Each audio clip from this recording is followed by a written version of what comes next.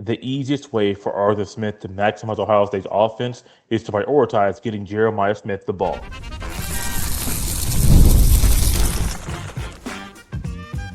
You are Locked On Buckeyes, your daily podcast on the Ohio State Buckeyes. Part of the Locked On Podcast Network, your team every day. I'm Jay Stevens. During today's show, we will discuss one player that we cannot forget about during spring ball, as well as the standard for the Buckeyes offensive line in 2026. But first, many of us grew up watching The Fresh Prince of Bel-Air and the comedy Will Smith provided, and some of the jokes and dances that Carlton did. And there was an episode when they were at Bel-Air Academy, they were playing basketball. And one of the things I remember about this particular scene is they didn't tuck their jerseys in. Not everybody's jersey was untucked, and also, in this same scene that's in my head right now, there was a timeout. The coach looked at everybody in the huddle and then all of a sudden said, pass it to Will. And that was a play for the rest of the game. Simply pass it to Will. And up and down the court, over and over again, the ball found its way into Will Smith's hands. Well, Jeremiah Smith's the same way. He is that talented. He is that dude. He is somebody that is very hard to stop. And honestly, sometimes Jeremiah Smith gets in his own way. It's not the opposition that's too much for him. It's him doing things to not block properly or to not run a route the way it needs to be ran for him to score a touchdown.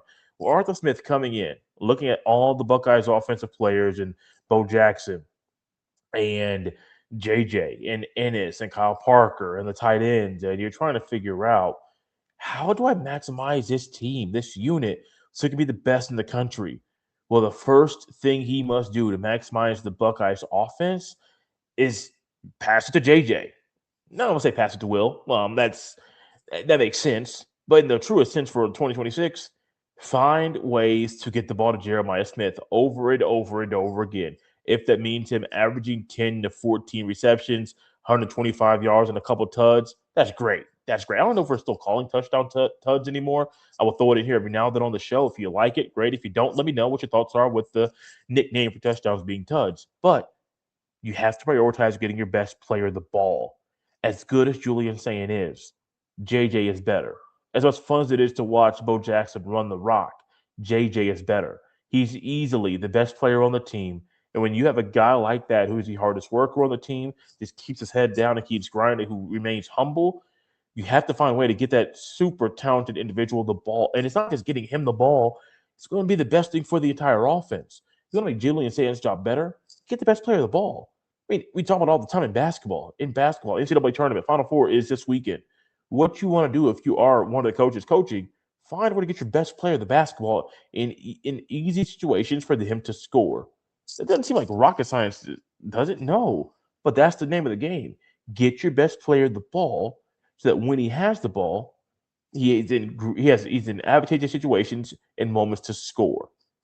Wow. I mean, we talk all about Arthur Smith's NFL coaching experience and being the OC of the Titans and being the head coach of the Falcons and being with the Steelers. And we just marvel at all of the things he's done in the National Football League. But if you want to go back to his time in Tennessee, well, I wasn't really the fondest of him running the offense there, just the way that it looked. It worked for them in Tennessee. I just don't think it was the best. Looking back and saying, would this work for Ohio State? It might work, but I don't think it's the best way for the offense to be. But you look at him. Tennessee Titans went to the AFC Championship game in 2019, and Arthur Smith talked about the importance for him to get the ball to Derrick Henry.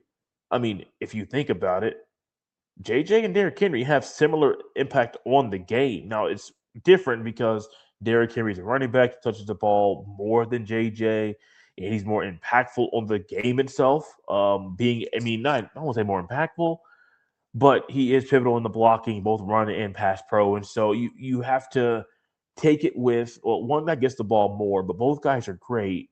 But Derrick Henry, Arthur Smith prioritized getting him the ball. And I say it in such a simple way because it is that simple.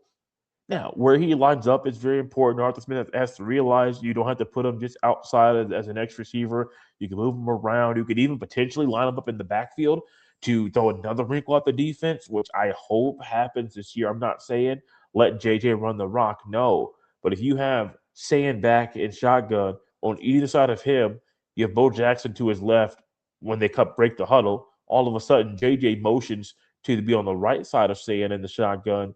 What do you think the opponent is going to do? Get nervous, get scared, start shaking in their boots because the guy that they thought was going to be on the outside, not on the backfield, and they didn't have a player for that on the film because that's never been there before. This is Arthur Smith's plan for Jeremiah Smith. One, to give him the ball, but also allow him to be a Swiss Army knife, a great blocker, a great receiver, someone that can hit every level, first, second, and third. Someone that, as we talked about on yesterday's show, the Daily Show, being able to get the ball in his hand, to catch and carry the football, take a 6-yard hitch to the house, take a dig, 80 yards to the house as well. Those are things that need to happen. But if Arthur Smith is just stuck in his old ways and running heavy sets and not allowing the players and the athletes at Ohio State to really be maximized, we will be here on this show talking every single day about Arthur Smith, his plan, the things that are going wrong, why are they going wrong, and what needs to happen to change them. But if Arthur Smith does what he should do, which is prioritize getting number 4 the football, who should get the blackout jersey this year, then the Buckeyes will be having an opportunity to be the best offense in the country. I really like what Corey Tankton has done with this unit so far with the receivers. And these emphasis there, and also you added Nick Mariani. I'm going to hit some of the team talking points a little bit right now that we touched on yesterday because they're very important and specific. They touch on the same topic we're talking about now. If you want your receivers to get more explosive and be better, but they're not getting stronger, they're not getting faster, they're not being able to get mentally and physically stronger in the offseason, it's really very difficult for those guys to be able to get better and to be better players. But if they are getting stronger, getting faster, and they're locked in and dialed into the strength and conditioning and the nutrition that Ohio State is encouraging them and challenging them to lead into, then things will be the way they should be. I'm still on the fence about this Arthur Smith thing. Yes, hearing him say, yeah, get JJ the ball is great, cool. I understand it. Also knowing they are passing a lot in practice, which is really good. It's a great sign. Is that a byproduct of not having your top 2 backs in the room? It's possible. Or is it a sign of the future? We literally don't know. We would love for it to be a sign of the future, but it could simply be no Bo Jackson and no Isaiah West. They don't want to put the wear and tear on the backups right now, even though they should. They should definitely give Jacoby Jackson some run and give Rocky a chance to tote the rock, Legend Bay, let him get loose. They should definitely do that. So we'll wait and see. I don't want to say we're going to get a lot of definite answers in the spring game. We'll get some, kind of, but we don't get definite answers in the spring game. That's not the place for that. No, you won't get those until the fall, and really, you won't really get all the answers until the second game of the season against Texas, because the Buckeyes don't need to do a whole lot of trickeration. They don't need to do anything that's outside of the box to beat Ball State. That should be a blowout. It should be a game where you pull your starters in the early part of the third quarter, and then you let your backups play the rest of the game. It's truly a preseason game. It's hats off to Ryan Day and the football coaching staff that really thought forward. Do we want to play Texas at their place in week 1 or week 2?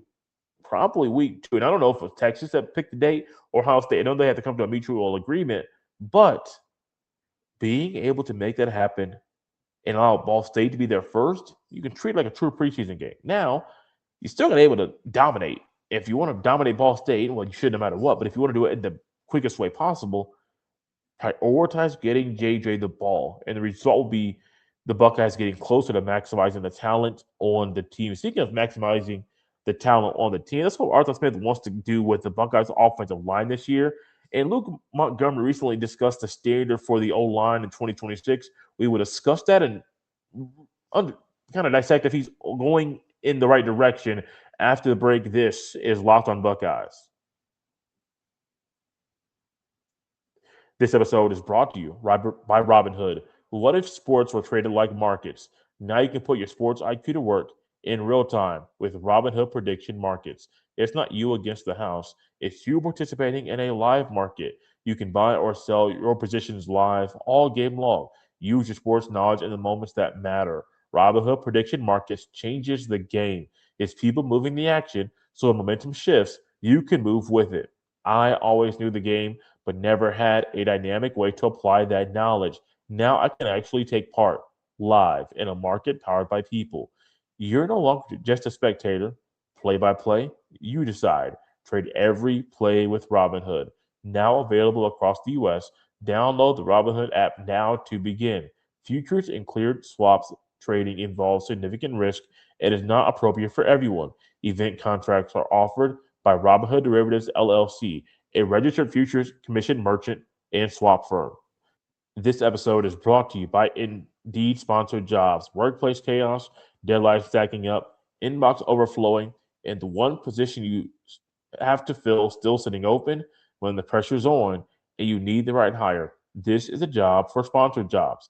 Indeed sponsored jobs helps you reach the people who actually fit what you're looking for. Skills, experience, location. So you're not just hoping the right candidate stumbles across your post. And here's a stat that says it all. In the minute I've been talking to you, companies like yours made 27 hires on Indeed, according to Indeed data worldwide. So if you're hiring, spend less time searching and more time actually interviewing candidates who check all your boxes with Indeed sponsored jobs. Spend less time searching and more time actually interviewing candidates who check all your boxes. Less stress, less time, more results. When you need the right person to cut through the chaos, this is a job for Indeed sponsored jobs. And listeners of this show will get a $75 sponsored job credit to help get your job the premium status it deserves at indeed.com/podcast. Just go to indeed.com/podcast right now and support our show by saying you heard about Indeed on this podcast. Indeed.com/podcast. Terms and conditions apply. Need to hire? This is a job for Indeed sponsored jobs. Thank you for making Locked On Buckeyes your first listen of the day and for making Locked On the number one sports podcast network. Get your first month of the Everyday Club for free when you use code MARCH. You'll unlock ad-free episodes and entry into our private listener group chat where I'm hanging out daily. Click the link in the show notes or go to lockedonbuckeyes.supercast.com to claim your free month. Remember, Locked On Buckeyes is a part of the Locked On Podcast Network, your team every day. Ohio State is in a really good situation right now with Arthur Smith leading the offense with his NFL experience. It's going to be a big asset, a big bonus for him, for the guys that have dreams and aspirations of playing in the National Football League one day. Well, while Arthur Smith is working to maximize the Buckeyes offense and prioritizing Jeremiah Smith and getting him the ball is very key to that, he must also help the offensive line be more physical and be a better unit. And Luke Montgomery recently touched on the standard for the room this year. And when I heard this, and I started to think, is this a realistic goal for this unit right now, for them to win this prestigious award at the end of the year? And I think it should be every year for Ohio State that they strive to win the Joe Moore Award, which goes to the best offensive line in the country. Here's Luke Montgomery's statement on the goal and the standard for the Buckeyes in 2026 on the offensive line. Quote, "We want to be the Joe Moore Award winners. I think that's the top of the line for us. There's no excuse not to be. That's our standard, and that's where we want to be," end quote. You can't be mad about a man that is being open. He's a leader on the team. Honestly, he could be a lock recipient this year too. I haven't really thought about him because I don't really think he's going to be the guy to get it, but it's possible. It is realistic that he could get that honor. Well, when he could get that honor, one thing that you think about when it comes to Luke Montgomery is that he is going to speak for the unit and he could easily be a captain. So he's becoming a vocal leader. He is leading the team. He's leading this unit while also discussing the goal they have, which is the right goal for them this year. I'll say it again. Every single Ohio State offensive lineman should strive that their unit is good enough to be the Joe Moore Award winners. That should be the goal and the standard every year. Now, sometimes the best doesn't win it because they want to spread it out and they want to share the wealth. And so that's kind of goes to the Heisman Trophy and the Big Ten Coach of the Year. Like sometimes the Coach of the Year doesn't get it because it goes to somebody else because they don't want to give it to that coach because it's too obvious. But then you realize 20 years down the road, the coach that didn't get it because it was too obvious, they don't have any Big Ten Coach of the Year awards. Why? Because people in the room, the adults in the room, don't make a lot of sense sometimes. Sorry, getting it off my chest. Doesn't make sense when I have to do stuff like that and have to call people out because they don't do the right thing. But Luke Montgomery is definitely doing the right thing by being open about the standard at Ohio State. And this isn't just this year. This is every single year. Every single year at Ohio State, the goal and the standard should be this: the five guys up front are good enough and they play well enough to win the Joe Moore Award. Well, Luke Montgomery also talked about a sacrifice that he's making and a food he is giving up to kind of help his nutrition, help him be the best player he can be. And sometimes we all have those foods that we like. We don't want to give them up, but we know to improve our diet and just for long-term health, you got to give something up. And for Luke Montgomery, it was fried chicken. He talked about how fried chicken got him when he ate it. I'll read the quote to you here in a second. But I just love the openness. I love players not being shy to talk about some of the things that went wrong and what they are doing now to overcome them. Here's Luke Montgomery's quote about the fried chicken that he ate weekly on a specific day. Quote: "It got me pretty good every Monday night, putting down a buttermilk chicken sandwich from Hudson 29. Pretty freaking good." And end quote. I'm here. I like fried chicken. I've never been to Hudson 29, and so I don't know. I wouldn't. When I heard fried chicken, I didn't immediately think about a chicken sandwich. Give me some Popeyes, give me some Church's chicken. Give me one of those two. I'm good. Spicy. Give me the biscuit. I like Church's biscuits over Popeye's biscuits. That's easy. The butter that they put on the biscuit is automatically 10 times better. Popeye, both biscuits. You need something to drink. I actually have some lemonade too next to me. Got some water to like around here as well. In the hospital room, my wife and I are still in currently, and so need something. I need something to wash that down because that stuff gets a little makes your mouth a little dry. And so I like fried chicken. 2-piece and a biscuit. My buddy Mike and I, when I was in college, used to go to Church's Chicken and get that pretty frequently. And people used to say, "Where's Jay and Mike?" "Oh, we're going to Church's Chicken. It was cheap. Didn't have much money, and so we could spend less than $5 to get 2 pieces and a biscuit. You get a drink thrown in there. I mean, $5 for a lunch for a kid in college. I'm not really mad about that. We liked it. We enjoyed it. When you have to give something up and sacrifice something of you that you really enjoy for the betterment, not only for your health, but for the team and for you as a player, the NFL folks see that. The NFL folks know that. And when it comes down to the future of Ohio State, what you're going to find is more players want to sacrifice, more players want to realize if he can do it, if he does it, I should do it too. That's what you want, right? Remember, this unit right now, well, I think it might be solidified who the starters are. They're not going to say it is yet because Josh Padilla is not going during spring ball. I would be shocked, absolutely shocked, if Ian Moore is not a starter. To me, you could put Ian Moore at either tackle spot or either guard spot and be good. He's a better fit at tackle than guard. But the way Ohio State runs their offensive line, the way Ryan Day is comfortable putting guys in different positions, which I still don't agree with, but Ryan Day's a head coach. He makes $10+ million. He is in the pay grade to make those decisions. If he makes it, he puts the wrong guy on the offensive line. I don't care how much money he makes. We're going to talk about it on this show and discuss why it's the problem, and it's not going to help the Buckeyes hit the standard this year, which is to win the Joe Moore Award. Speaking of winning the Joe Moore Award and trying to put the guys in the right spots this year, there's one player on offense that did big things last year that might be easy to forget during spring ball. I'm going to simply say, don't forget about, I'm not going to say his name yet. I'll unveil who that player is after the break. This is Locked on Buckeyes. This episode is brought to you by 5-Hour Energy. Welcome to the 5-Hour Energy Flavor Draft with 18 different flavors to choose from, including new options like Confetti Craze, Fruity Rainbow, or Cotton Candy. There's something for everyone.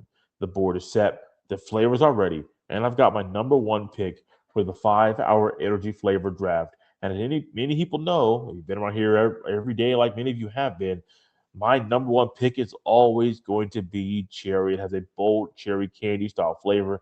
It is sweet with a little tart edge, has a classic red fruit profile. It is clean with a slightly tangy finish. Now, there is a flavor I've been sleeping on. My wife has been trying to get me to hop on this train just a little bit.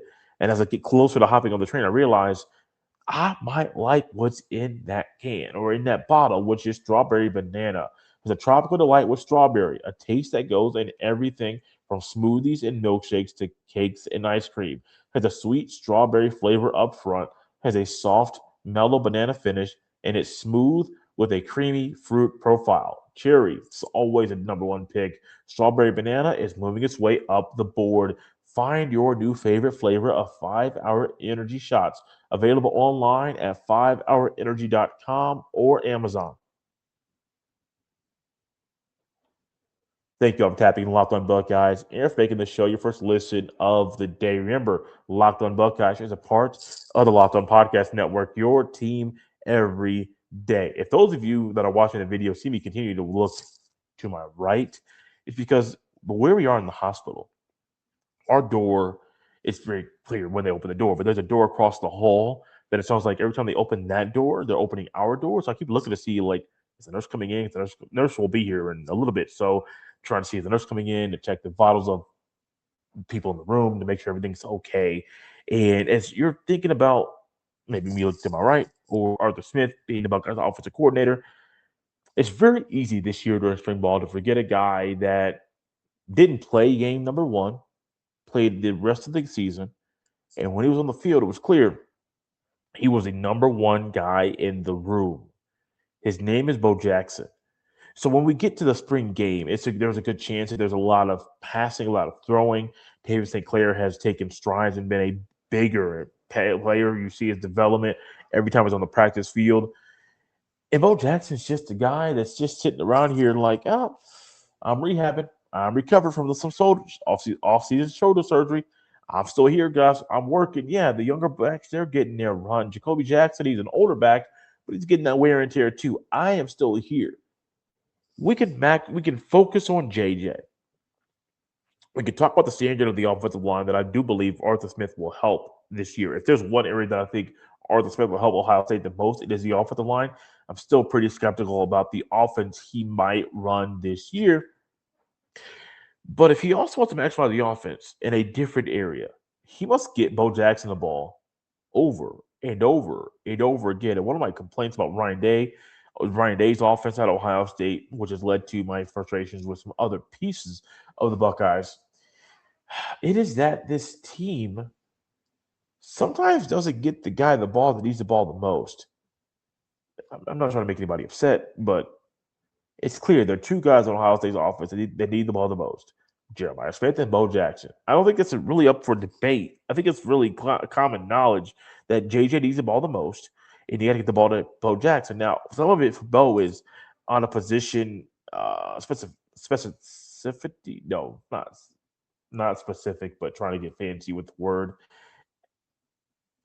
Prioritizing Bo is important. I'm going to ditch that whole thought because that me trying to say specific in a different form of it just didn't flow off the tongue like I thought it was going to. But it must flow off the tongue and be very smooth when Bo Jackson has the ball, because Arthur Smith can't say, I'm going to give the ball to my guy. I'm going to give the ball to the guys that I'm the closest with, and ditch Bo, ditch Isaiah West, ditch fill the name in receiver and the tight end, and just work with two or three guys. Well, we saw that last year. It wasn't the best offense to run when the only receivers you trust are number 4 and number 17. Number 1 is still there, but I understand why you trust the other two players more than you trust number 1. But you got to trust number 25. And Arthur Smith's experience with a Derrick Henry, with some other really good backs in the National Football League, will help him find out and figure out a way to make this thing happen so that Bo is better. If I want to give you like a guess right now, Bo Jackson should average 1,200 to 1,500 yards this year in the regular season. 1,200 is a minimum. 1,500 is probably the highest he'll average. I don't think he's a 2,000-yard rusher, at least not yet. It's possible he can burst my bubble. I didn't think J.K. Dobbins at times was going to be a 2,000-yard rusher, but he got it. He could have easily had if he played better ball. The team punched some stuff in the red zone against Clemson. He could have had 2,150 yards for his career, but that didn't happen. Bo Jackson is still here, and it's very easy to forget about a player that isn't practicing right now. Is kind of in a what's the word? Not a wait and see approach, but he's kind of just trying to be the coach on the sideline so he can glean everything and learn how to maximize his time on the sideline during spring ball when he can't play, which is very, very hard. But while Bo Jackson can't be forgotten about, one thing that I think Bo can do right now is focus on film study. Because if you are trying to get better while you can't play, you study the film, and then you go on the practice field and you get those mental reps. While the players are getting the physical reps right now, you are getting the mental reps so that when your number is called, you're ready to go. And that should happen no matter what. I don't care if it's Bo Jackson, Jeremiah Smith, Ennis, McEwen, you name the guy on the offense, they should know everything. Bo Jackson is going to be a lot of fun to watch. And if his contact balance is the same, if he can run through tacklers, if honestly, if the yak that Cortez Hankton is preaching is also the same thing that Carlos Lachlan is preaching. I don't know why I would be that one to think about Lachlan's name, but if they're preaching the same thing, yak yards at the catch for the receivers, yak yards at the contact for the running backs, the offense will be fine. But you have to get the O-line to play better. That's been one of my biggest complaints of the Ryan Day offense is that sometimes the offensive line doesn't play the best against strong teams. You got to feel good about where Ohio State is right now, midway through spring ball. We'll dive more into spring ball and what's to come down the road, discuss Arthur Smith and Matt Patricia and other things that make them want to be at Ohio State. But ultimately, the players have to do the work. The players have to put their mind up to it, that they are going to do everything in their power so that the team is the best it can be. That's the goal, right? It's not rocket science. It's not like you have to take 20 years of school and figure out how to understand this part. No, you don't.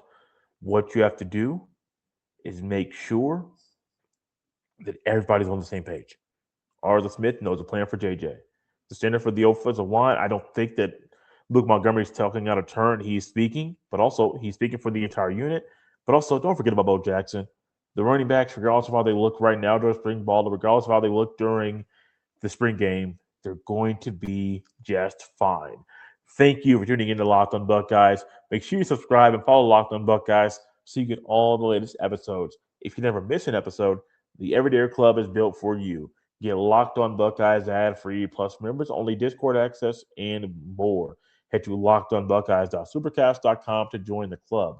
For those of you on video, we send you to the first ever 24/7 National Locked on Podcast Network YouTube channel. On audio, make sure you make your second listen Locked on College Basketball. You can follow me on any social media platform at jstevens07. Send every email to jstevens317@gmail.com. This has been Locked on Buckeyes on a Tuesday.